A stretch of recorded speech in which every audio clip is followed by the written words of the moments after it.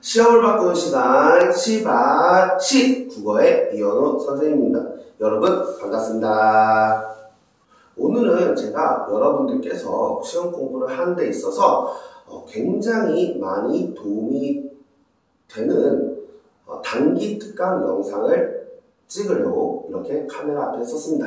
제가 학생들을 가르쳐 보니까 특히 고1 친구들 중에서 2학기 시험을 준비하는 친구들 중에서 가장 어려워하고 헷갈려하는 부분이 바로 중세국어 문법입니다. 왜 중세국어 문법이 어려울까요? 그거는 당연하게도 외울 양이 많기 때문에 그렇습니다. 중세국어는 순수히 다 암기입니다. 정확하게 그 내용을 텍스트와 중세국어의 특성을 접목을 시켜서 외워야 하는 부분이 많기 때문에 여러분들께서 대부분의 학생들이 암기를 싫어하잖아요. 그래서 학생들이 많이 어려워합니다. 그러나 여러분들께서 이 영상을 보시면 시바시 국어에서 올린 중세국어 문법 특강 영상 하나만 보시면 고1 내신에 필요한 중세국어 문법에 대해서 A부터 Z까지 모든 것을 한 큐에 정리할 수 있는 그런 기회가 될 것 같아요. 제가 굉장히 심혈을 기울여서 자료를 만들어서 여러분 앞에 제공을 해드리는 거니까 여러분들이 이 영상을 보시고 도움이 많이 되셨으면 좋겠습니다. 여러분들께서 많이 어려워하는 중세국어 문법에 대해서 이 현우쌤이 핵심만 빠르고 쉽고 재밌게 알려드리도록 하겠습니다. 저만 믿고 따라오시면 됩니다. 그래서 제가 이번 영상은 조금 특별하게 평상시 저의 영상을 보시던 사람들은 알겠지만 제가 뭐가 달라진 게 있나요? 예, 바로 의상이 달라졌죠. 자, 여러분들 이 의상의 이름이 뭔지 아십니까? 공룡포입니다.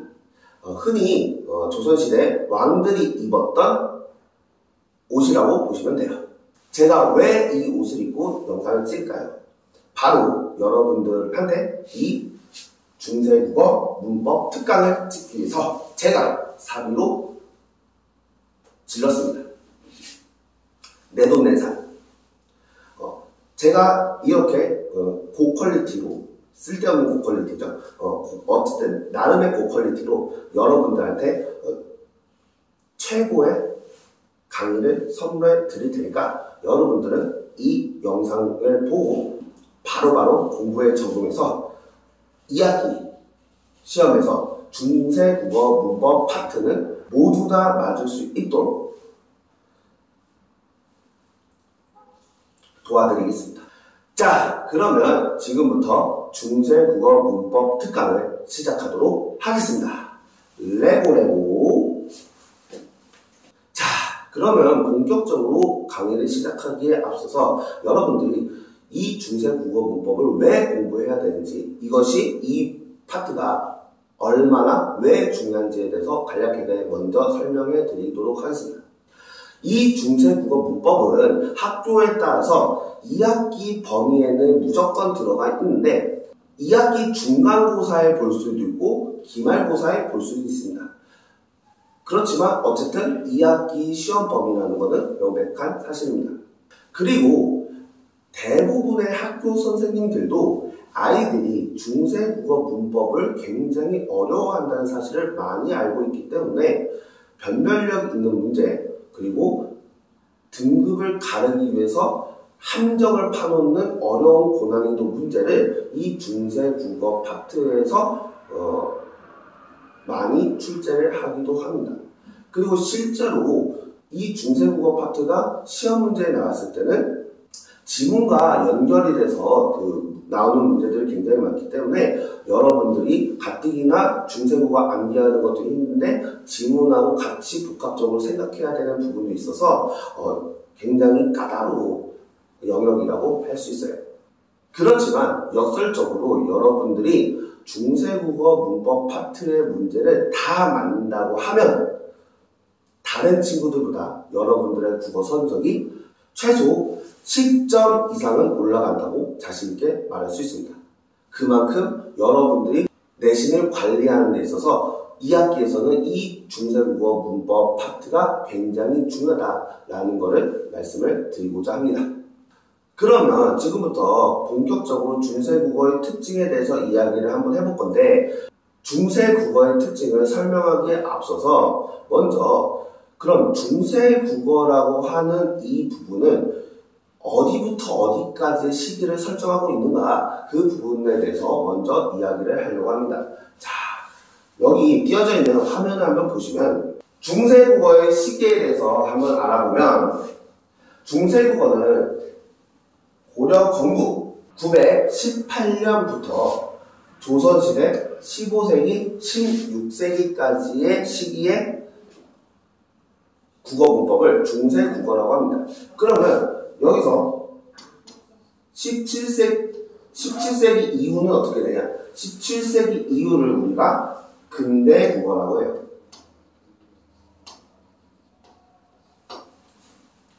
그 중간에 우리나라의 역사에서 언어학적으로 굉장히 중요한 사건이 발생을 합니다. 그 사건이 뭐냐면 1443년 세종대왕님께서 훈민정음을 창제하셨죠.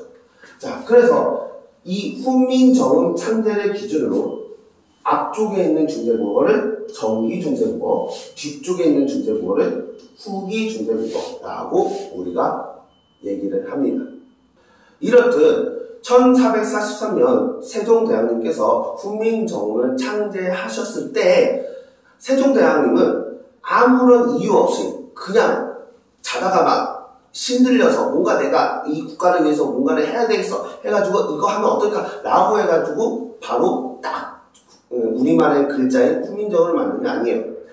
세종대왕님은 훈민정음을 만들 때 확고한 목표가 있었어요. 그것을 4가지로 정의해볼 수 있는데, 한글 창제 정신 4가지 정신에 대해서 알아보도록 하겠습니다. 자, 한글 창제 정신은 이렇게 자주정신, 애민정신, 실용정신, 창조정신 4가지 정신이 있다라고 얘기를 하고 있는데, 자, 자주정신은 뭐냐면 세종대왕님께서 훈민정음을 창제하기 전에 우리나라는 그러면 어떤 문자를 썼을까요? 그렇죠? 바로 한자로 썼죠. 이 한자는 누구의 문자입니까? 바로 중국의 문자예요. 따라서 세종대왕님은 중국의 의지함 없이 우리나라의 우리나라 독자적으로 해결해 나가는 정신, 그래서 우리나라 독자적인 문자를 만드셨습니다. 그게 바로 자주정신입니다. 우리만의 것이라는 거죠. 우리 주체적으로 만든 문자라는 거죠. 두 번째는 애민정신인데요. 이 애민정신은 말 그대로 이 애자가 사랑할 애입니다. 그리고 민은 백성 민이죠. 따라서 백성들을 사랑하는 정신으로 훈민정음을 만들었습니다.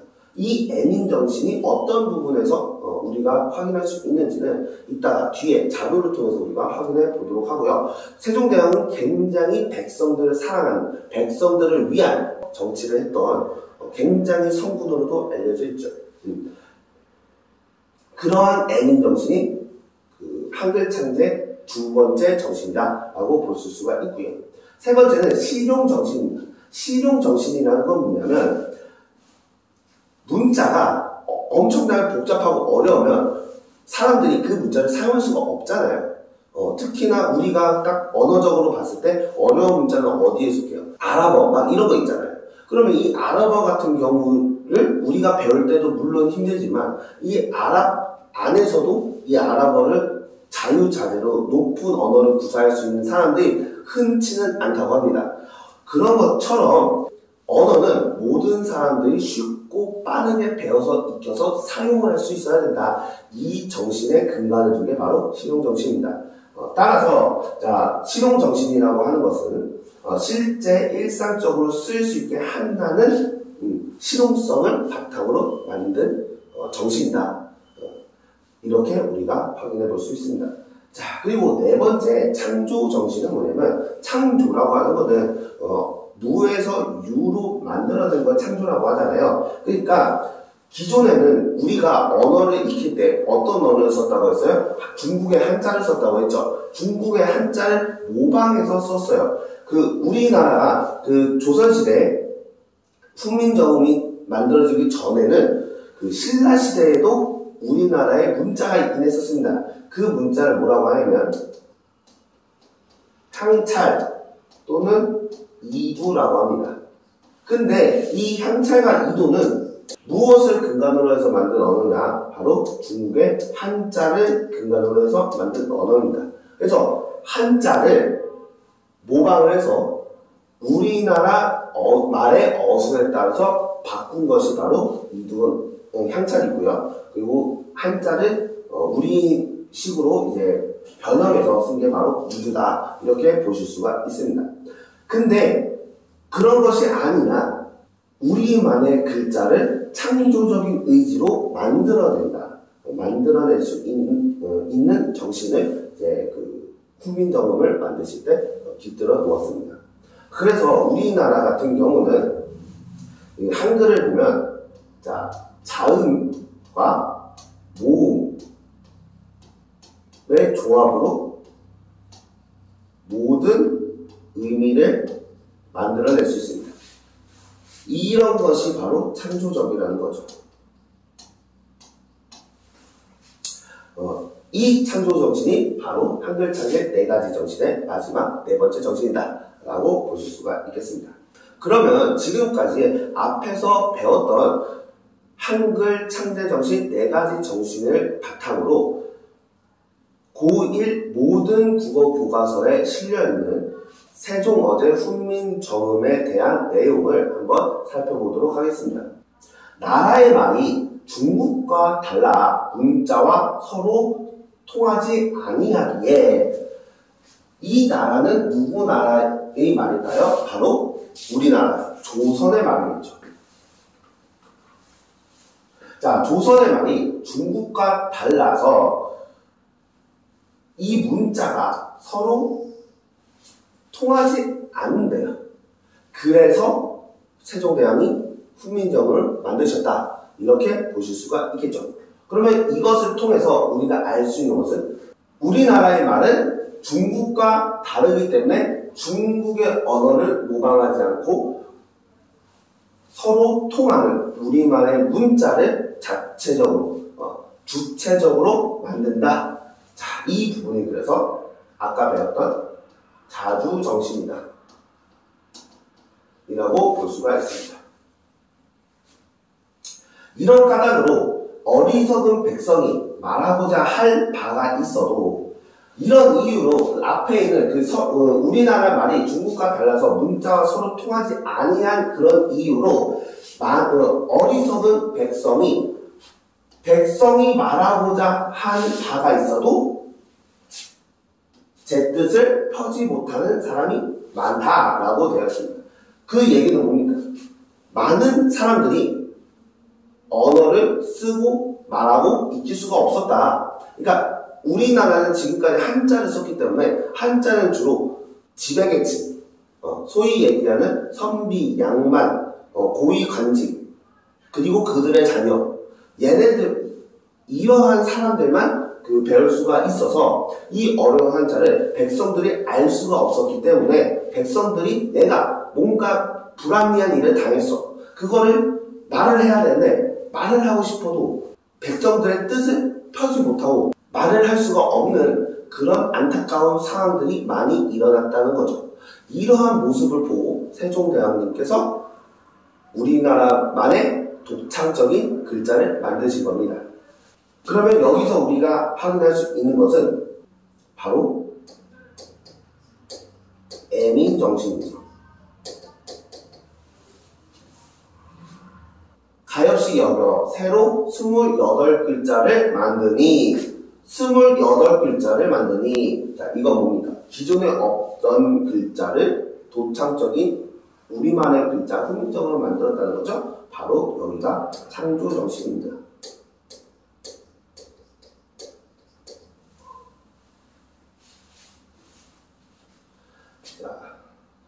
사람마다 하여금 쉽게 익혀 날로 쓰기 편하게 하고자 할 따름이다. 그래서 사람들이 이 글자를 익혀서 날로 쓰기 편하게 하겠다. 이건 뭐예요? 많은 백성들이 배우고 많은 백성들이 익혀서 사용할 수 있는 굉장히 쉬운 글자를 만들겠다, 실용적인 글자를 만들겠다 하는 게 실용정신이죠.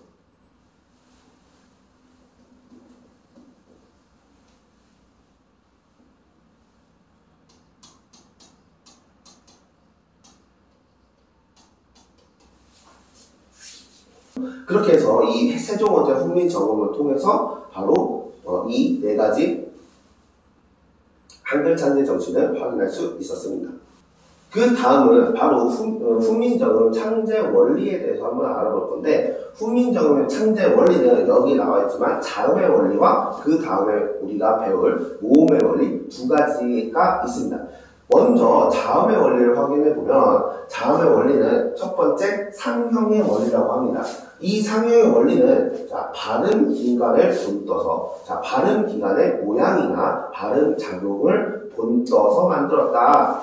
그러니까 그러니까 상형이라는 건 뭐냐면 형상을 보고 만들었다는 거죠. 그러면 어떤 발음 기관의 모양이나 발음 작용을 본떠서 만드느냐?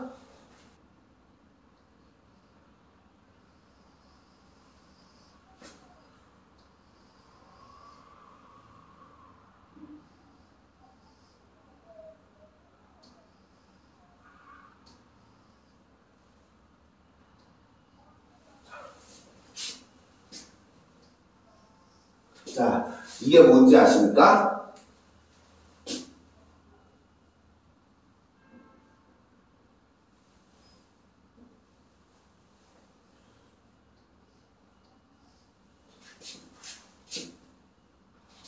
자, 이게 뭔지 아십니까? 자, 바로 이거는 여러분들의 그 머리를 두개골로 바로 쫙 쪼갰을 때 그 측면의 단면부입니다. 자, 그렇게 보면, 자, 여기가 입술이고요. 여기가 이빨이고 코가 되겠죠. 자, 그랬을 때 여기서 그 어금니 소리, 기역이라고 하는 거는 뭐냐면, 자, 기역이 어디서 소리가 나는 거냐면, 우리가 여러분들께서 그 중학교 3학년 때 배웠을 법한데,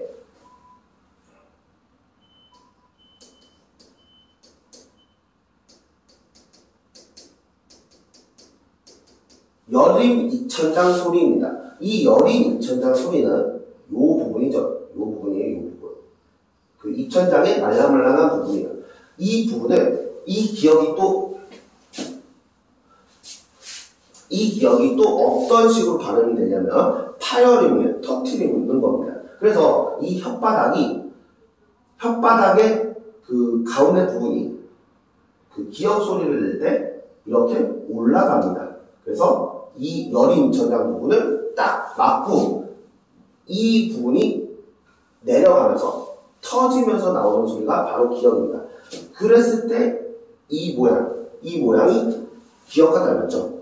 그래서 이것을 본떠서 만든 게 바로 기역이다라고 볼 수가 있습니다. 그래서 혀뿌리가 목구멍을 막는 모양을 본떴다라고 보실 수가 있고요. 자, 그리고 이 니은은 어떻게 만들어졌냐? 자, 여기가 이빨이에요. 이 니은도 역시 그 파열음인데 무엇을 막았다가 터뜨리냐면 이 혀끝이 윗 잇몸을 터치합니다. 이 혀끝이 윗 잇몸을 터치합니다. 그래서 이렇게 되죠. 그래서 여기서 이렇게 막았다가 내려오면서 파열을 시키면서 나는 소리가 바로 니은입니다. 그 모양이 이렇게 니은과 닮았죠. 그래서 혀끝이 잇몸에 닿는 모양을 본떠서 만든 게 바로 니은이다. 이러고 볼 수가 있겠고요. 자, 입술소리 미음은 이거는 한자로 이 부자를 닮았습니다. 그래서 이 모양을 본떠서 만든 게, 입술의 모양을 본떠서 만든 게 바로 미음이고요. 자, 이 시옷, 입소리 시옷은 무엇을 만들었냐? 자, 여기서 보면 우리가 이빨을 보면, 자, 이렇게 돼 있잖아요. 이거를 뒤집으면 이렇게 돼 있죠. 여기에 이 모양이 시옷을 닮았죠. 이 모양이 시옷을 닮았죠. 그래서 만들어진 소리가 시옷입니다. 그래서 이 사이로 소리가 나는 모양을 본떠서 만든 게 바로 시옷이다 라고 볼 수가 있고요. 목구멍 소리인 이응은 우리 목구멍을 그 입 안으로 자세히 관찰해 보면 동그란 모양을 가지고 있어요. 이 목청이 성대 부분이. 자, 그래서 목구멍의 모양을 본떠서 만든 게 바로 이응이다. 이렇게 간단하게 확인해 볼 수가 있고요. 이런 것들을 다 생각해서 만들었다는 것이 세종대왕의 정말 위대한 점이라고 우리가 볼 수가 있겠죠. 자, 그러면 이제 그 자음의 원리, 두 번째 원리를 한번 알아볼 텐데요. 두 번째 원리는 바로 가획의 원리다라고 보실 수가 있어요. 이 가획이라고 하는 것은 이 가가 더할 가자예요. 그래서 획을 더하는 원리다. 즉, 기본 글자 5자에 획을 더하는 방식이 바로 가획의 원리다. 여기서 기본 글자 5자라고 하는 것은 아까 우리가 배웠던 그 상형의 원리에서 만들었던 자음 있죠? 뭡니까? 기역, 미음, 시옷, 이음. 이거죠. 자, 이것을 바탕으로 획을 하나씩 추가해서 만드는 게 바로 가획의 원리로 나머지 자음은 그렇게 만들었다고 합니다. 자, 그래서 하나씩 살펴보면요. 자, 첫 번째 기역이 있어요. 자, 이 기역에 획을 하나 추가하면 뭐가 되죠? 기역이 됩니다. 그리고 니은에서도 획을 하나 추가하면 디귿이 되고요. 디귿에서 획을 가운데 또 하나 추가를 하면 바로 티읕이 되죠. 자, 그리고 입술 소리 미음을 보면 미음에서 획을 하나 추가를 하면 비읍이 되고요. 그리고 여기에다가 획을 하나 더 추가를 해서 옆으로 돌리면 피읍이 되죠. 그렇게 해서 미음, 비읍, 피읍 이렇게 만들었습니다. 그리고 시옷에서 획을 하나 더 추가를 하면 지읒이 되고요. 지읒에서 하나 더 추가를 하면 시읒이 되죠. 그리고 목구멍 소리 이응을 보면 이응에서 획을 하나 더 추가하면 이응에다 짝대기, 이거를 뭐라고 하냐면 여린 히읗이라고 합니다. 그리고 이 여린 히읗에서 획을 하나 더 추가를 했을 때 비로소 우리가 아는 히읗이 된다. 근데 이 여린 히읗은 지금은 사용되지 않고 있습니다. 없어졌어요. 그 내용은 뒤에서 조금 더 자세하게 살펴보겠습니다. 이런 식으로 기본 글자 5자에 획을 하나씩 추가를 해서 한 번 추가할 수도 있고 2번 추가할 수도 있어요. 어쨌든 그렇게 획을 추가를 해서 만든 게 바로 훈민저음의 자음이다 라고 보실 수가 있습니다.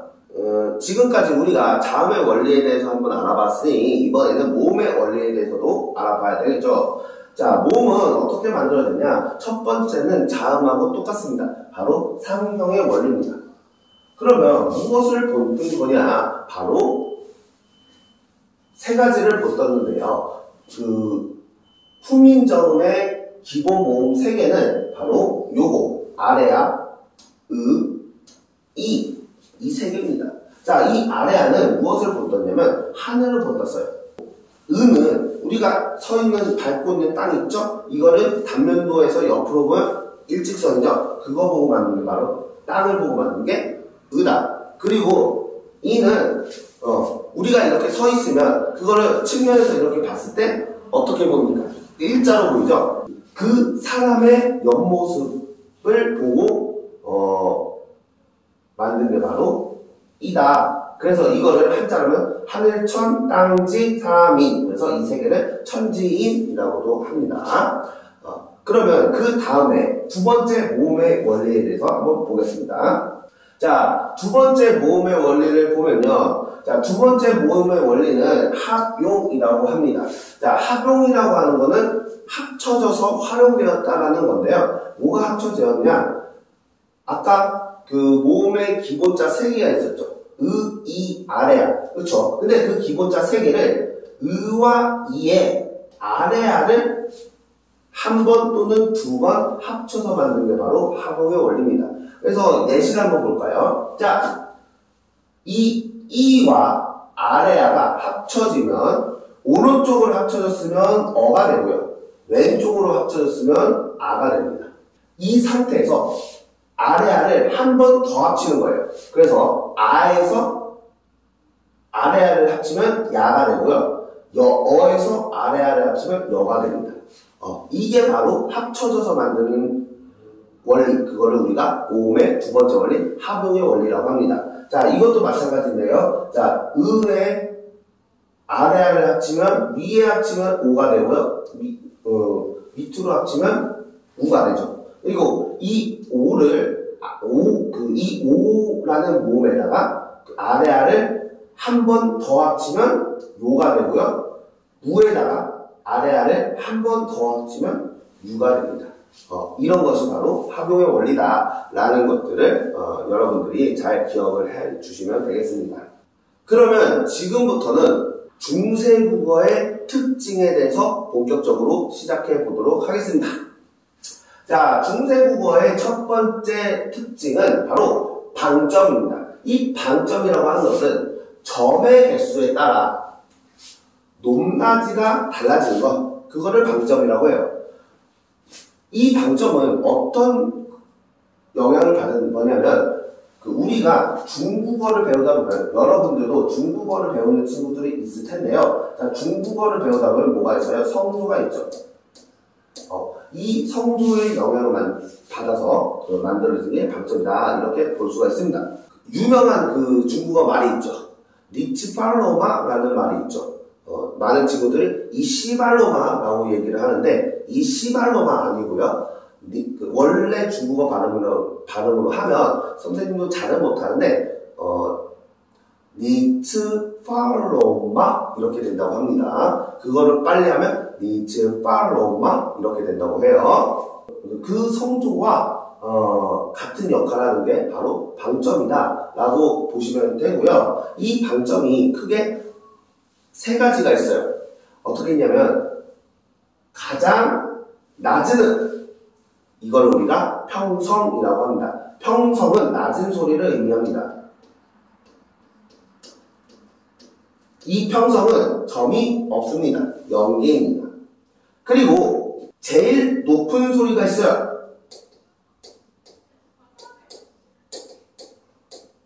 자, 이 높은 소리를 우리가 거성이라고 합니다. 그래서 여기 점이 하나가 띡 있죠. 그래서 점 한 개다, 이렇게 보시면 됩니다. 그리고 여기 점 두 개짜리가 있죠. 이렇게 두 개짜리. 자, 이 두 개는 뭐냐면 바로 선생님 화살표를 표시했죠. 이게 바로 소리의 흐름인데요. 낮았다가 높아지는 소리예요.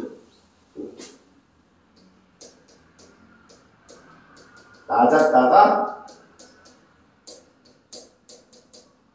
높아지는 소리입니다. 이걸 우리가 상성이라고 하고요. 이 상성은 점이 두 개가 있습니다. 그렇게 해서 낮은 소리 평성, 높은 소리 거성, 그리고 낮았다가 높아지는 소리 상성, 이렇게 해서 점이 없고 한 개 있고 두 개 있는 거에 따라서 이렇게 구분이 됐었다. 이렇게 보시면 되고요. 역시 이 방점은 이제 현대국어에서는 다 없어졌죠. 근데 이 방점의 어떤 억양, 이거는 사실은 경상도 사투리에 조금 영향을 미쳐서 남아있긴 해요. 그래서 경상도 사투리들이 흐름이 있잖아요. 높아졌다가 올라갔다가 내려갔다가 이런 흐름이 있잖아요. 이런 게 다 방점의 영향이다 라고 보시면 되겠습니다. 그리고 중세국어의 두 번째 특징을 보면 1443년에 훈민정음이 만들어졌긴 했지만 많은 사람들은 훈민정음이 창제했다는 소식을 모르는 백성들도 있었고요. 설령 알았다고 해도 처음부터 막 많이 쓰진 않았습니다. 왜 그랬을까요? 여러분들이 한번 생각해 보세요. 우리나라의 대통령님께서 우리나라의 한글이 정말 안 좋은 것 같아. 그래서 내가 새로운 문자를 만들었어. 우리 대한민국의 국민들아, 이 문자를 쓰렴! 이렇게 해서 문자를 딱 발표를 했어요. 대통령님께서 만든 문자를 발표했어요. 근데 그 문자가 까랑까랑 거예요. 그래서 까랑까랑, 까랑까랑, 이렇게 이런 이제 그 글자를 딱 발표를 했을 때 여러분들은 바로 다음 날부터 까랑까랑어를 쓸 겁니까? 아니겠죠. 왜? 어색하잖아요. 그리고 우리는 지금까지 한글에 익숙해지고 굉장히 적응을 했는데 새로운 언어를 배우려면 그만큼 노력을 해야 되는 부분이 있잖아요. 노력을 들여야 되는 부분이 있잖아요. 그러니까 배우는 것 자체가 쉽지가 않고 어색하기 때문에 처음에는 잘 쓰지 않을 겁니다. 마찬가지로 훈민정음이 만들어지고 초창기에는 많은 백성들이 이 훈민정음을 많이 사용하지 않았어요. 그래서 중세국어 초반에는 훈민정음이 만들어졌어도 아직까지는 한자를 더 많이 사용했다. 그래서 한자의 사용이 더 많았다는 게 중세국어의 특징이다라고 보실 수가 있어요. 그래서 한자어와 고유어의 충돌이 이렇게 일어나는데 훈민정음이 만들어지고 나서 한자어와 고유어의 충돌이 일어나는데 그 충돌에서 한자어가 이겼다. 중세국어 초반에는 한자어가 이겼다라고 보시면 되겠습니다. 중세국어의 세 번째 특징을 보면요. 중세국어에서는 팔종성법이라는 게 쓰였습니다. 자, 이 팔종성법이 뭐냐? 자, 여러분들 종성이 뭐죠? 종성이 바로 우리가 공이라는 말이 있었을 때, 자, 맨 처음에 나오는 게 초성, 그리고 두 번째 나오는 게 중성, 세 번째 나오는 게 종성이죠. 여기서 이 종성 맨 마지막 그에 나오는 자음, 그거를 우리가 종성이라고 하는데요. 자, 중세국어는 받침을 쓸 때 이 8개 중 하나로 반드시 표기했다라는 것을 확인할 수가 있습니다. 자, 우리가 이거를 딱 봤을 때 좀 익숙한 게 있죠. 우리 1학기 의문의 변동에서 배운 문법 하나 있잖아요. 의문의 변동에서 가장 먼저 배운 거 음절의 끝소리 규칙이죠. 자, 음절의 끝소리 규칙은 한글은 발음을 할 때 7가지로 발음한다. 7가지 받침으로 발음을 한다. 라는 거잖아요. 근데 그거는 발음에 대한 문법입니다. 근데 이 팔종성법은 표기에 대한 문법이에요. 그래서 중세국어 초창기에는 우리가 글자를 표기를 할 때는 이 종성에 오는 마지막 자음은 항상 반드시 8가지 자음 중에 하나로만 표기를 했다라는 것들을 기억을 하시면 되고요. 선생님이 이 팔종성법, 이 자음들을 외우는 방식을 쉽게 외우는 방법을 알려드릴게요. 자, 그녀 다리만 보였소 이렇게 외우면 됩니다. 쉽죠?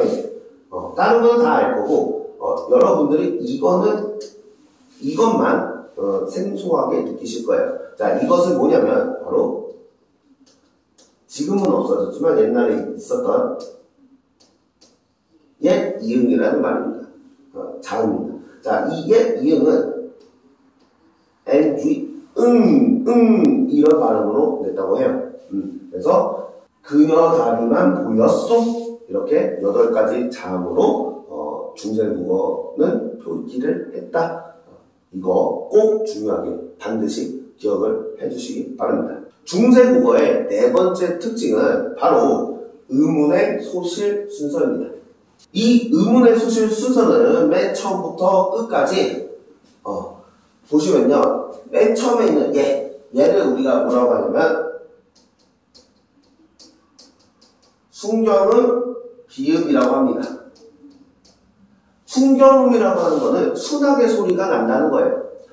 그래서 우리가 그 비읍을 발음할 때 빠 이렇게 악센트로 세게 이렇게 발음을 하잖아요. 그래서 우리가 바복 이렇게 발음을 하잖아요. 근데 순경음 비읍은 비읍 소리이긴 한데 조금 순하게 소리를 내는 겁니다. 그래서 바 이렇게 소리를 내는 겁니다. 그래서 바 그럼 바보는 바보 이렇게 되는 거죠.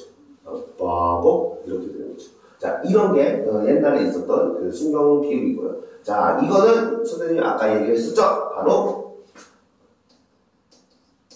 여린 히읗이다. 여린 히읗이다. 이렇게 보시면 되고요. 자, 이거는 이제 고전시가 해석을 할 때도 많이 쓰이는 건데요. 자, 얘는 반치음입니다. 반치음은 어떻게 소리 내냐면 둘 중에 하나였습니다. 자, 시옷 또는 이응으로 소리를 냈다고 보시면 돼요. 그래서 이거는 반치입니다. 그리고 얘는 아까 선생님이 얘기했었죠? 옛 이응이다. 그리고 이거는 바로 아래하다. 이렇게 확인해 보실 수 있습니다. 그래서 그 의문의 소실 순서는 15세기에 순경음 비읍이 먼저 없어지고요. 그리고 곧 이어서 여린 히읗이 없어집니다. 그리고 16세기에 반치음이 없어지고요. 그 다음에 조금 있다가 옛이음이 없어지고요. 그리고 마지막으로 아래아가 소실이 됩니다. 근데 이 아래아는 이 아래아가 없어지는 거는 두 가지 시기로 조금 나눠볼 수 있는데요. 자, 16세기에 없어지는 거는 1차 음가 소실이에요. 여기서 음가라고 하는 거는 발음하는 게 없어졌다는 얘기입니다. 그러니까 이 아래아는 아와 오 사이의 발음이라고 해요. 근데 16세기에 1차 음가 소실이 일어나면서 첫 번째 음절을 제외한 음절에서의 아는 으로 발음하는 걸로 바뀝니다. 그리고 조금 있다가 한 200년 뒤에 18세기쯤에 가면 2차 음가 소실이 일어나는데요. 이거는 첫 번째 음절의 아래아를 아로 발음합니다. 그래서 여러분들이 기억을 하셔야 되는 게 이거는 음가 소실입니다. 그러니까 발음이 바뀌었다는 거예요. 아래아의 발음이 없어지고 다른 발음으로 대체됐다는 겁니다. 그러니까 표기는 아직도 존재했다는 거죠. 16세기, 18세기에는 아래아의 표기는 존재를 하지만 음가가 없어지고 다른 음으로 대체가 된 것. 이게 바로 아래아 음가 소실이다 라고 보실 수가 있고요. 그러면 이 아래아는 언제 완전히 없어지냐? 바로 1933년 주시경 선생님을 비롯한 몇몇의 한글 국문학자들께서 한글 맞춤법 통일안이라는 것을 냅니다. 그랬을 때 이 1933년 한글 맞춤법 통일안에서 아래아는 완전히 표기에서 소실됩니다. 이것까지 여러분들이 조금 알아두시면 공부하는 데 있어서 내신을 준비하는 데 있어서 더 좋을 것 같습니다. 그래서 여러분들이 이 의문의 소실 순서 이것도 외우기 쉽도록 선생님이 외우는 방식을 암기 방식을 알려드리겠습니다. 자, 따라해보세요. 이렇게 외우면 됩니다. 병신이 10원을 가지고 산에 가서 사과를 먹었더니 씨만 남았네. 다시 따라해보세요. 병신이 10원을 가지고 산에 가서 사과를 먹었더니 씨만 남았네. 이렇게 외우면 잊어버릴 일이 없습니다. 다음으로 알아볼 중세 국어의 5번째 특징은 바로 표기 방식입니다. 자, 이 화면을 보시면 중세 국어에서는 이어적기를 사용했습니다. 그리고 시간이 흘러 현대 국어로 오면 끊어적기로 바뀝니다.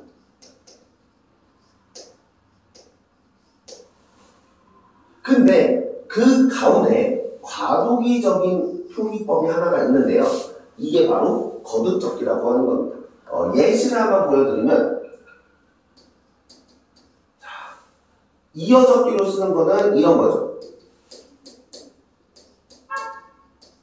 사람이 이렇게 이어서 그 밑에 받침을 안 쓰고 그 받침이 다음으로 이어지는 이런 것들이 바로 이어적기죠.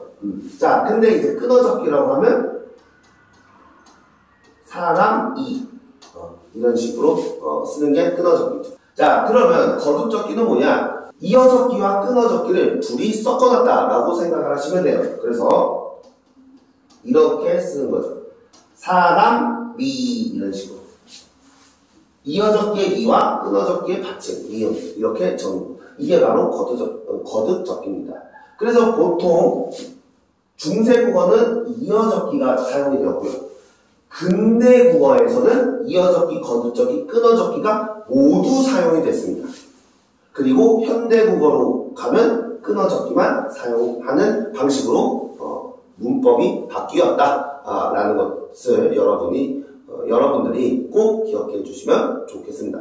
왜 그러냐면 이게 앞으로 여러분들이 읽어야 되는 고전 시가와 아니면 그 중세국어 파트에서 나오는 제시문들, 아까 얘기했던 그 세종어제 훈민정음이라든가 아니면 용비어천과 같은 작품에서 이런 특징들이 나오기 때문에 그것을 여러분들이 알아야 고려를 해서 읽고 해석을 하고 내용들을 확인할 수가 있기 때문에 여러분들 이 이어적기, 끊어적기, 거듭적기에 대한 사용 시기 꼭 기억해 두시면 중세국어의 6번째 특징은 바로 중세국어에서는 모음조화를 철저하게 지켰다는 겁니다. 이 모음조화라는 게 뭐냐? 선생님이 모음조화에 대한 설명을 이렇게 써놨죠? 자, 모음조화라고 하는 것은 자, 양성모음은 양성모음끼리, 음성모음은 음성모음끼리 끼리끼리 조합을 시켜서 표기를 한 겁니다. 그걸 우리가 모음조화라고 해요. 자, 그래서 양성모음은 뭐가 양성모음이냐? 아, 에, 야, 예, 오, 와, 왜, 요. 이것들이 양성모음입니다. 즉, 양성모음이라고 하는 것은 굉장히 밝은 분위기를 내는 모음이다 라고 보실 수가 있습니다.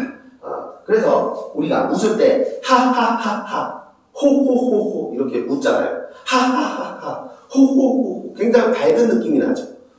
그러니까 이제 양성모음인 거고요. 자, 음성모음은 에, 여, 예, 우, 워, 왜, 위, 유, 으, 의. 이게 바로 음성모음입니다. 이 음성모음은 어두운 분위기를 나타냅니다. 그래서 우리가 선생님이 굉장히 이제 축구를 되게 좋아하는데, 스포츠를 좋아하는데, 실제로 스포츠 경기를 직관을 하면 내가 응원하는 팀이 상대편 팀한테 심한 반칙을 당했어요. 굉장히 비매너 플레이를 당했어요. 그러면 팬들이, 서포터들이 어떻게 합니까? 이렇게 하죠. 굉장히 이제 칙칙하고 소리가 굉장히 낮고 굉장히 어둡고 그런 분위기가 나죠. 그리고 우리가 애니메이션이나 그런 데를 볼 때 악당들이 어떻게 웃습니까? 이렇게 웃죠. 굉장히 어두운 분위기가 난다는 거죠. 이렇게 이런 어두운 분위기가 바로 음성모음이다. 이렇게 보실 수가 있습니다. 그래서 중세국어에서는 이 모음조화는 굉장히 철저히 지켰습니다. 근데 여러분들 여기서 알아야 될 것은 뭐냐면 중세국어에서는 모음조화만 철저히 지켰을 뿐 다른 문법적 특징은 지켜지지 않았습니다. 대표적인 예시가 바로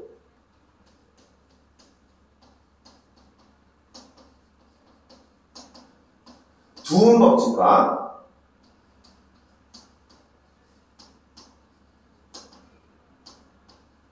구개음화. 그래서 이 두음법칙과 구개음화는 중세국어 때는 지켜지지 않았다. 오로지 모음조화만 지켰다. 라고 여러분들이 중요한 특징을 꼭 기억해 주시면 좋겠습니다. 그리고 이 모음조화가 중세국어에서 철저히 지켰다는 이 부분이 굉장히 시험 문제에 많이 물어봅니다. 그래서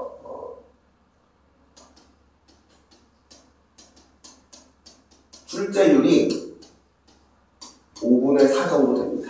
굉장히 많은 학교 시험에서 높은 빈도로 출제 빈도를 물어보기 때문에 여러분들이 이 6번째 중세국어 특징을 반드시 기억하시고 공부하시고 시험을 준비하셨으면 좋겠습니다. 다음으로 중세국어의 7번째 특징을 보면요. 중세국어는 언문 불일치가 됐다. 자, 언은 말하는 거고요. 문은 글얼문, 쓰는 겁니다. 글입니다. 그러니까 중세국어 때는 말하는 것과 쓰는 것이 일치가 되지 않았다. 된다라는 걸 우리가 확인을 할 수가 있고요. 그러면 이 일치는 언제 되냐? 바로 근대 때 일치된다라고 보시면 되겠습니다. 이거는 뭐 어려운 건 아니니까 이 정도로 하고 간단하게 넘어가고 그리고 이 예시는 다음 특징에서 정확하게 드러나기 때문에 다음 화면에서 같이 확인해 보도록 하죠. 중세국어의 8번째 특징은 바로 동국 정식 표기를 했다는 특징입니다. 그럼 이 동국 정식 표기라는 게 뭐냐? 우리가 한글을 쓸 때 초성, 중성, 종성을 한 번에 쓰는 것을 바로 동국 정식 표기라고 합니다. 선생님이 아까 한글 창제 4가지 정신을 할 때 한글 창제 4가지 정신이 잘 깃들어져 있는 글을 한 편 보여줬었죠. 그게 바로 세종어제 훈민정음이라는 글이었습니다. 자, 그 세종어제 훈민정음이라는 그 글을, 그 제목 있잖아요. 그 제목을 원문으로 선생님이 가져와 봤어요. 자, 세종어제 훈민정음의 원문은 제목이 이렇게 되어 있습니다. 자, 세종어제 훈민정음 이렇게 되어 있는데, 자, 여기서 보면 생이라고 표기가 되어 있죠. 이런 식으로 초성, 중성, 종성이 한 번에 같이 표기한 이러한 형식을 우리가 동국 정식 표기라고 합니다. 자, 그러면 얘는 생이라고 읽어야 됩니까? 새라고 읽어야 됩니까?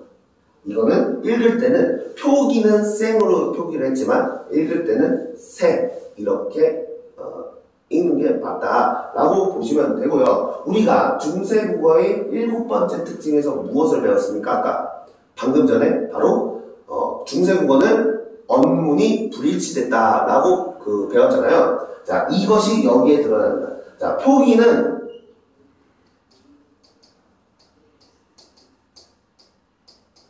생으로 표기를 하는데 발음은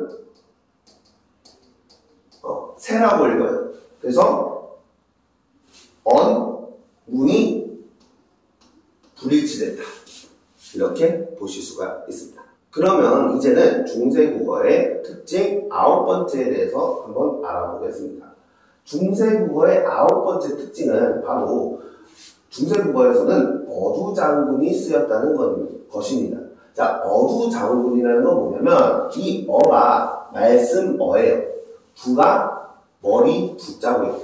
자음이 군이 모이다, 군집하다라는 때 군입니다.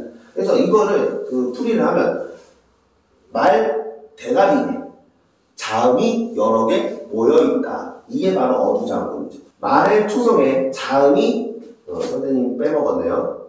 자, 자음. 자, 말의 초성에 자음이 2개 이상이 모여서 나타나는 현상. 그걸 우리가 어두장군이라고 합니다. 자, 여기서 각자 병서는 뭐냐면 같은 자음을 나란히 표기하는 표기 방식. 같은 자음을 나란히 쓰는 표기 방식을 각자 병서라고 하고요.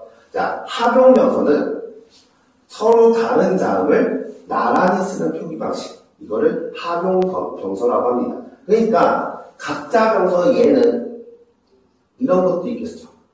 오늘날에도 쓰는 쌍기역, 쌍기읒, 쌍기읒, 쌍시옷, 쌍지읒 이 5가지 자음. 이걸 우리가 각자 병서라고 하고요. 그리고 지금 우리가 배운 흔히 말하는 어두자음문, 이 어두자음문이 바로 합용병서에 속합니다.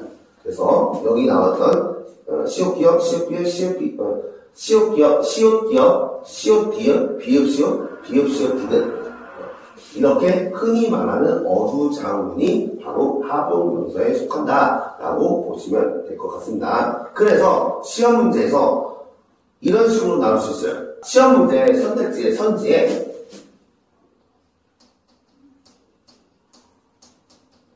중세국어에 사용된 병서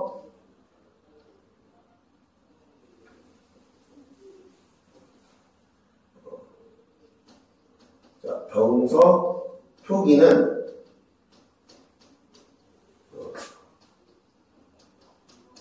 현대국어에서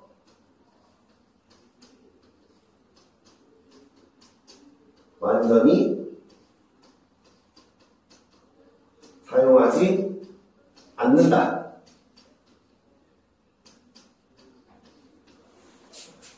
라고 선지로 나올 수가 있습니다. 그러면 이거는 틀렸다. 이렇게 체크를 하시면 됩니다. 자, 여기까지 여러분들이 잘 정리해 두시고 꼭 외워 주셨으면 암기를 해 주셨으면 좋겠습니다.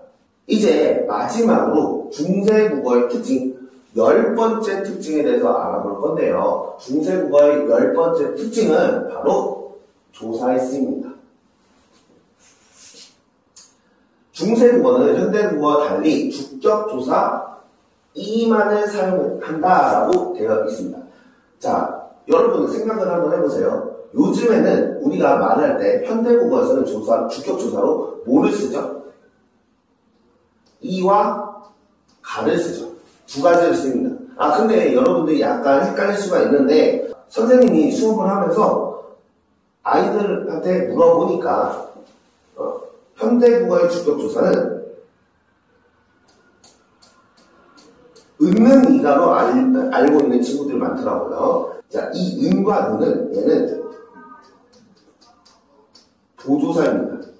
그래서 이와 가 이 두 개만 주격조사다라는 것도 꼭 기억해 주세요. 그러면 이 이라는 조사가 어떨 때 사용이 되었나 그 사용법 쓰임새를 한번 알아보면요.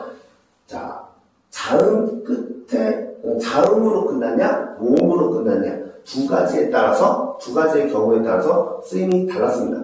자, 이 주격조사 이가 자음으로 끝난 말 다음에 오면 그대로 주격조사 이를 썼습니다. 근데 모음으로 끝나는 말 다음에 오면 두 가지로 나눠지는데요. 첫 번째는 이가 포함이 되는 모음으로 끝나는 말에는 주격조사를 아예 쓰지 않았습니다. 그런데 이가 포함이 되지 않는 모음으로 끝나는 말 뒤에는 주격조사 이만 썼습니다.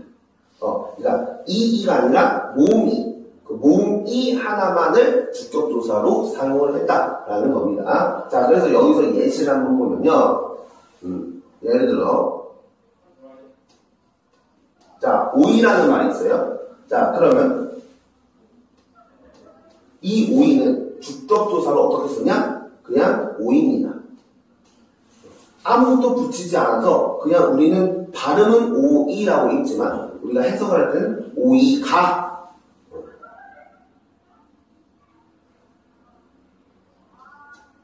오이가를 붙여서 해석을 해야 되는 겁니다. 자, 그리고 이가 포함되지 않는 경우에는 이런 게 있죠. 우리가 공자왈, 맹자왈 할 때 공자라는 말이 있어요. 자, 여기는 뭐예요? 모음으로 끝났지만 이 모음이 아가 왔죠. 이가 포함되지 않는 말이죠. 그러니까 이럴 때는